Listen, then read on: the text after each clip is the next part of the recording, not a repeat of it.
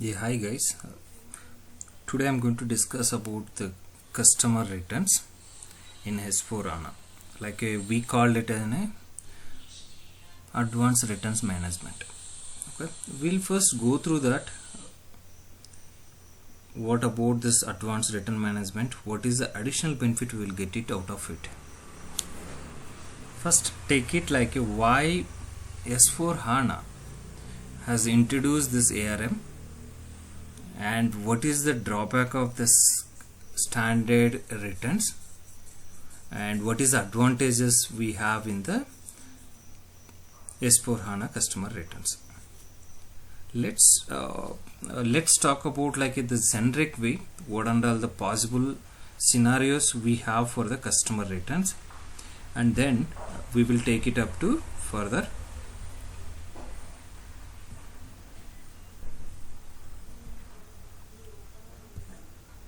Okay, so in any of the organization, if you take it, why this returns is important?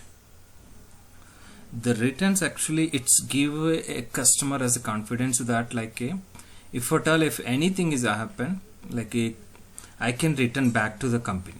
So that much of the confidence we need to give it to them, and based on this returns we believe personally we have seen that many cases, right, where Amazon and Flipkart, where we how it is success, because we have a tendency if the product looks not good, I can give this return back.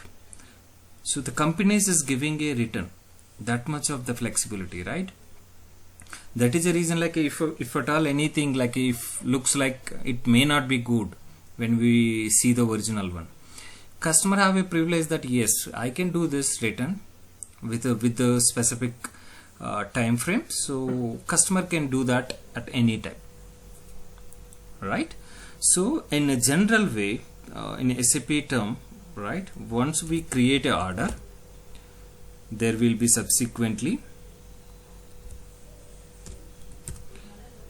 a delivery and invoice, right? Once after the invoice,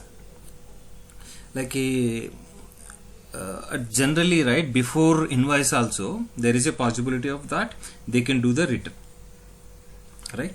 But majorly at the same time, once after the PCI is done, and we as a company will do that invoice at the same time, right?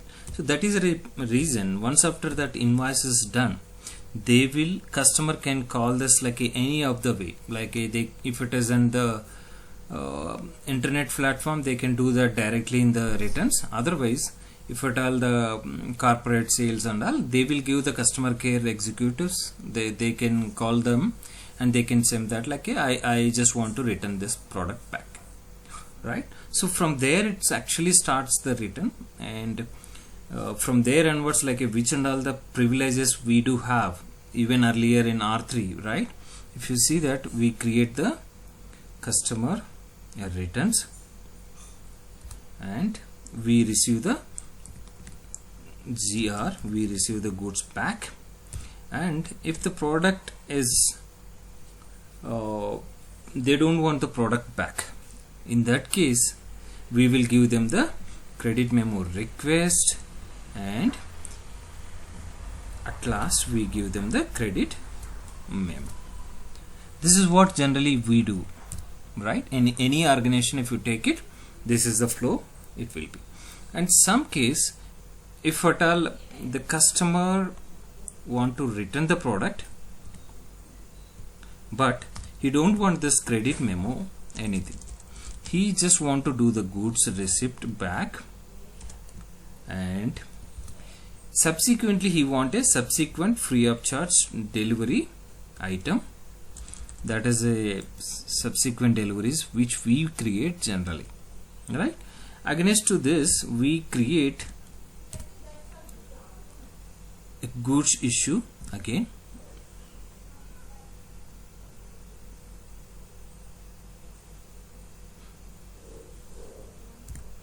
and we will do that invoice.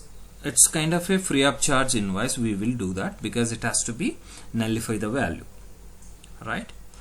So we do that subsequent free of charge invoice.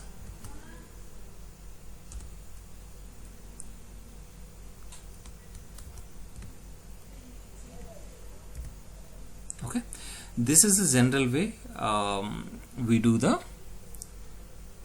returns, right? So let's take it like this scenario and a standard, it will be possible. So what is the additional we can see in S/4HANA Advanced Return Management? What else is carrying it?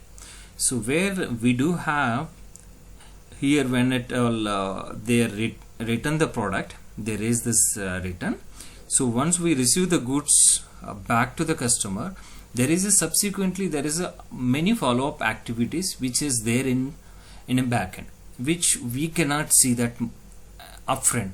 And what is the subsequent process, where this return step it is, and where this return it is now. Is it credited to the customer or not, and which stage it is. So these things we can track it in the Advanced Return Management. This, if you say that SAP S/4HANA, right, this remains, the process wise remains same, and I will add it where you can see the difference.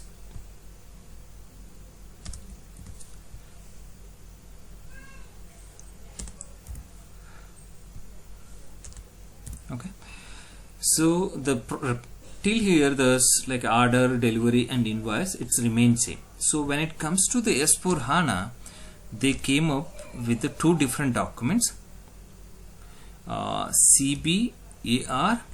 When it comes to the 1809 and all, we do have a CBAR, and before that like a CBRE we have, that is called a lean warehouse. Now leave it about lean warehouse. Let's talk about the accelerated returns or the advanced returns. Okay, once after the with reference to invoice, you can create with or without reference. Okay, this is possible. CBAR you can create with reference to order, with reference to the invoice also. So once after you create, in backend it will create the goods returns, that is like a return delivery.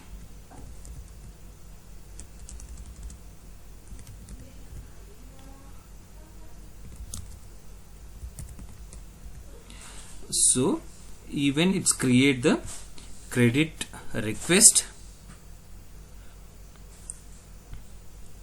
right? It will not create a credit memo, but it create the credit memo request. And with this you can create the PCR, and even you can do this goods inspection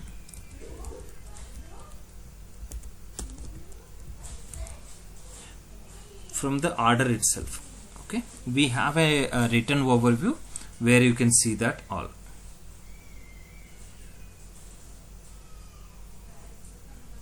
Okay, and once PCR is done, right, if it is related a credit memo request, as I said, it's created a backend automatically credit memo request. If the two possibilities, as I said, right, either customer want to a credit memo or customer want to product back. So if it is customer has chosen, when you are selected with the returns, customer can choose either the customer want a return or customer can take the credit memo. Okay, so with this credit memo, the process will end here. At this one also same. If the customer want a subsequent deliveries, while creation of CBAR, that is the accelerated return, you need to select, instead of this credit memo, you need to select as a refund or replacement.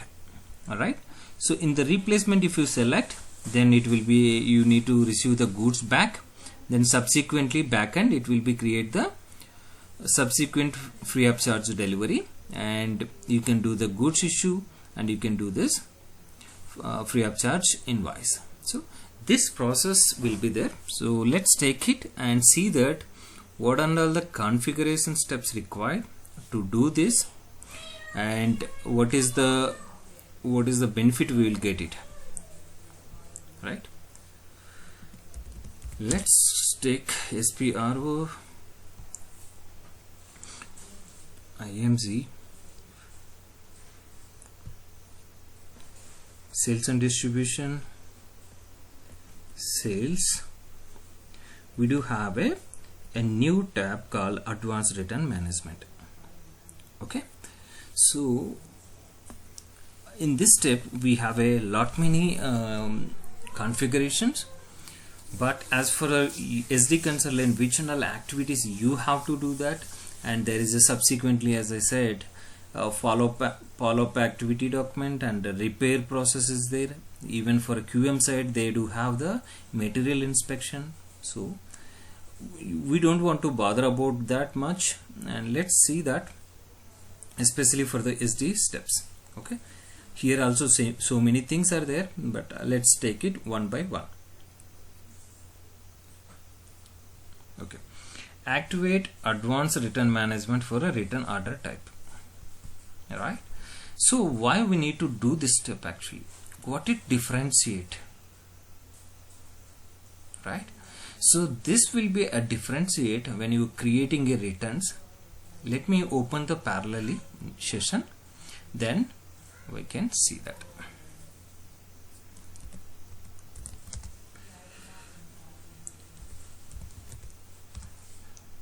Okay, you can see this. You can see the accelerated returns with the returns, right? And if you see this, like the view look like altogether different. This view you cannot see if you create the general RE document. Okay, let's see. So to do that, like I don't want all the documents relevant for the accelerated return purpose, right? So that is the reason, if you see this, like there is a two documents which is relevant for, if we get activating this CBAR is a advanced return purpose or not. If you untick this, so it's treated as a general document only. Okay, this is what only the difference majorly, and you can see this. There is a, you can see that each one, if you want, you can go to this one. Okay, so the return related document is written required, and what and all the possible documents when you create this CBR, that is a accelerated return documents, when you create, which and all the credit document it will be. In Vivo V8 what we create, right? If I create a OR document, what is my delivery document type as a default one? What is my billing document as a default one? What is my intercompany document? Like that, we are setting up all these things in this one shot. So as I said, backend, when you create a return, there is a possibility it might be create with a credit memo, or then it will be take it JDA2. If the customer want a replacement, you need to create with the SD2. Or when you do the goods receipt, right? So with the reference to this, it will be created. Okay, these are the major one, and what we need to remember, we have to be activated accelerated returns here, and what is the subsequent and possible documents you have in your business process, right? Let's take it, in your company there is no free of charge deliveries. If anything returns comes up, and if it is eligible for returns, yes, we can do that, only a credit memo. Then it's not necessary this SDF document, you can take out and you can do whatever you want. Okay, there is a RE2 also is there, right? So this is also earlier we used to do that in the 1809 and 1709, but now majorly we use this one CBAR, Or there is a one more, a lien return also, but it is not activated. It should be activated for CBRE also. Alright, this is the one where you need to activate the returns which is related for the advanced return management. Then activate advanced return management for a CMR document types. That's we have already seen that, and where you can do that CBAR when it is come to right CBAR